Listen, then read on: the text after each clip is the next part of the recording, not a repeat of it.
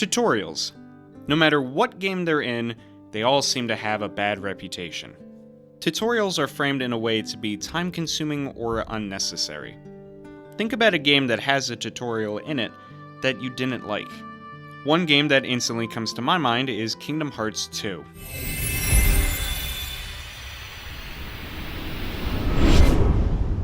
I've mentioned it before, Kingdom Hearts is one of my favorite series, and Kingdom Hearts 2 is my favorite in the entire series. It has a great story, it has great music, and it has one of the longest tutorials I've ever played. Just because it's my favorite doesn't mean I'm not allowed to complain about it. A tutorial for a game is usually short, maybe at most 15 minutes. These tutorials are meant to inform the player about the game's mechanics and let you know how the game is meant to be played. If the tutorial's too short, the player is going to be confused about what to do. Too long, and the player is going to become bored. Could you imagine if a game had a 2-hour tutorial? That's how long the Kingdom Hearts 2 tutorial is. It's now become a joke within the community that the opening of the game is just too long. There is a tutorial in the middle of those 2 hours telling you how to play the game, but after seeing those text boxes over and over and over again, I just want to play the game. There are games that have good and bad tutorials, but I wanted to figure out what makes a good tutorial and what game developers should do when crafting one.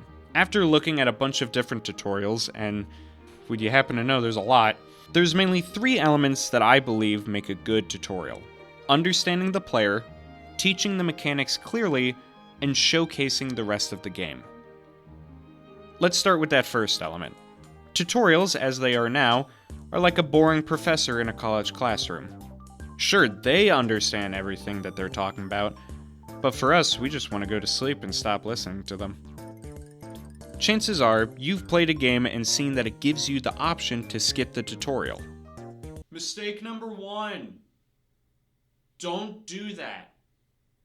I've seen this time and time again. If I walked into a college classroom and the professor was like, "Oh, if you already think you know what you're doing, you can just leave because you probably do. You pass! Hooray!" I would throw a desk out the window. By giving the player the option to skip the tutorial, you're essentially telling the player that the tutorial isn't important and that it's just optional. It comes off as meaningless. Instead, I like it when games are able to implement these tutorials into their games seamlessly and make it a part of the story. As long as the tutorial portion of Kingdom Hearts 2 it's necessary that you play through the tutorial because it serves as the beginning of the overall story. Even if the tutorial section was shorter, the story would still need to be played in some way, so this was the best that they could do. Portal 2 also does a great job in having their tutorials serve as a story element. Okay, what you're doing there is jumping. You just jumped. But never mind. Say apple. Apple. Okay, you know what? That's close enough. Just hold tight. Once the game teaches you the basic mechanics, the game then gives you the portal gun and minimal instruction. You are forced to experiment and learn about how this portal gun works on your own. What's more, the game continues on with its story, as though the tutorial is over, even when you're still learning new stuff. Now that you're able to understand the player and teach them without seeming like you are, you have to be able to convey that information clearly. And no, that doesn't mean pop-ups. In some cases, they're very small and they don't really distract the player too much. Press the button to jump. Press the button to attack. No, what I'm getting at are these huge paragraphs of text. We all have skipped these pop-ups when they're too long, simply because it's too much information.